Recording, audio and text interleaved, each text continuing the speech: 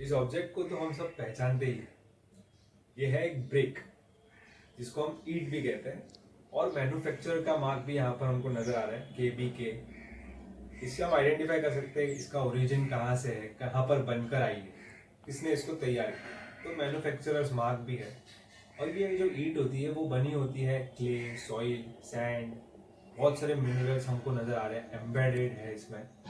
एक प्रोसेस के बाद बेकिंग प्रोसेस होता है, सुखाना पड़ता है, और भी प्रोसेस के बाद ये ईट तैयार होती है। इसका इस्तेमाल होता है, हम जानते हैं, कंस्ट्रक्शन, एक वॉल बनाने के लिए, बहुत सारे पर्पसेस के लिए ईट का इस्तेमाल होता है। लेकिन आज का वीडियो हमारा ईट पर नहीं बल्कि इसके ऊपर ग्रो हो रहा है, इस सुंदर से मॉस के ऊपर। मॉस के बारे में हमने कुछ ही दिनों पहले बात की है, बहुत विस्तार में।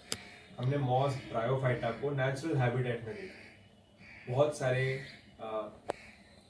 आपके मन में जो प्रश्न होंगे ब्रायोफाइटा यानी मॉस के बारे में, मैंने कोशिश की थी उसमें आंसर हो जाए।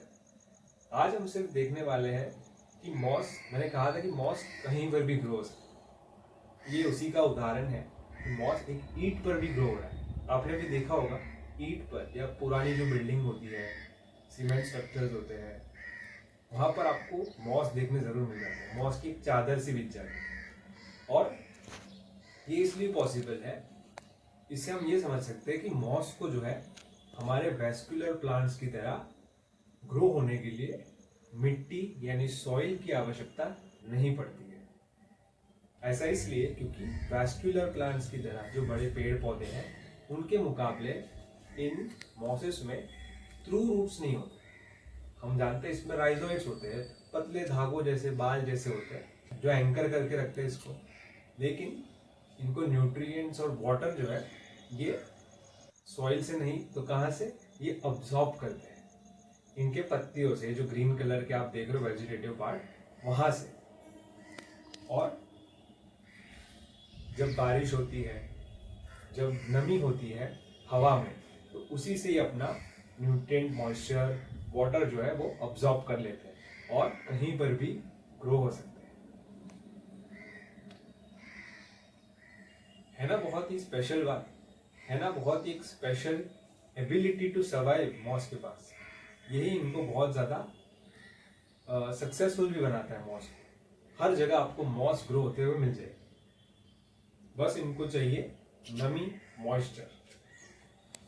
और यहाँ पर तो हम देख पा रहे हैं कि ब्रिक, ये जो ईंट है, इसमें तो बहुत पोरस सरफेस है, मॉइस्चर को होल्ड करके रख सकती है ब्रिक। और एक सूटेबल एनवायरनमेंट है मॉस को यहाँ पर ग्रो होने के लिए और थ्राइव करने के लिए।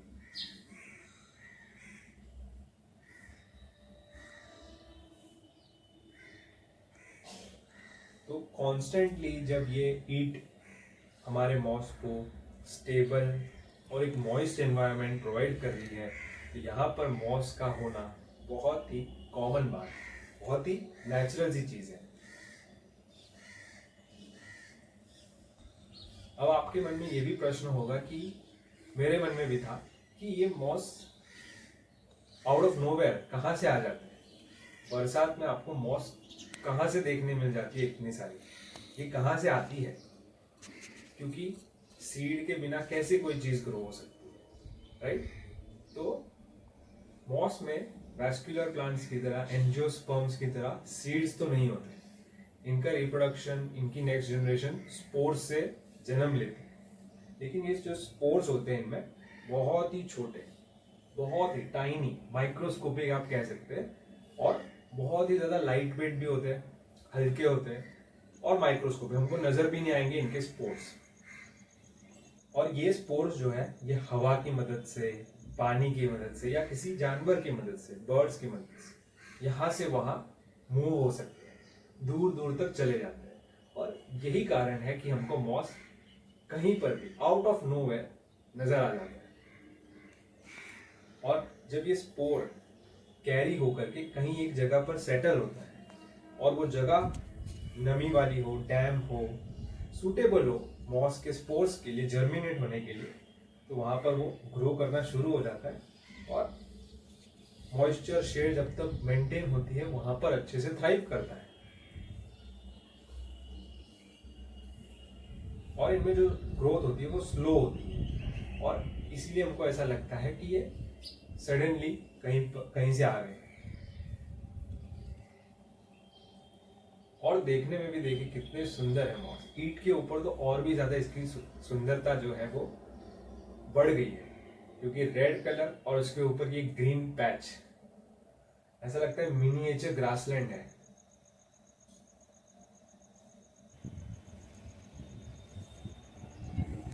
अगर आप भी मॉस को लेकर के अपनी अंडरस्टैंडिंग बढ़ाना चाहते हो तो इनको नेचर में ऑब्जर्व कीजिए। आपको जहां मिले मॉस को देखिए, मैग्नीफाइंग ग्लास हो, हैंड लेंस हो, माइक्रोस्कोप हो, आप इनको देखिए नजदीक से। इनके पार्ट्स की बात करें तो लीव्स होती है, स्पोरोफाइट है, राइजोइड्स है जिनको आप मैग्निफिकेशन के अंदर देख सकते हो। इनका रोल हमने समझा था कि इनका वाटर रिटेंशन का रोल है, अच्छे से वाटर को रोक के रख सकते हैं। सॉइल फॉर्मेशन का रोल है। बहुत सारे माइक्रो ऑर्गेनिजम्स जो है जैसे कि माइट्स, उनके लिए एक हैबिटेट है ये। देखिए नए नए ग्रोथ भी हमको नजर आ रही है यहाँ पर। और फोटोसिंथेसिस का भी इनमें फंक्शन होता है, इसी वजह से ये ग्रीन है, क्लोरोफिल है। अगर आपको मेरे ऐसे नेचर रिलेटेड इंफॉर्मेटिव वीडियोस पसंद है, लाइक और कमेंट करके मुझे बताना ना भूलें।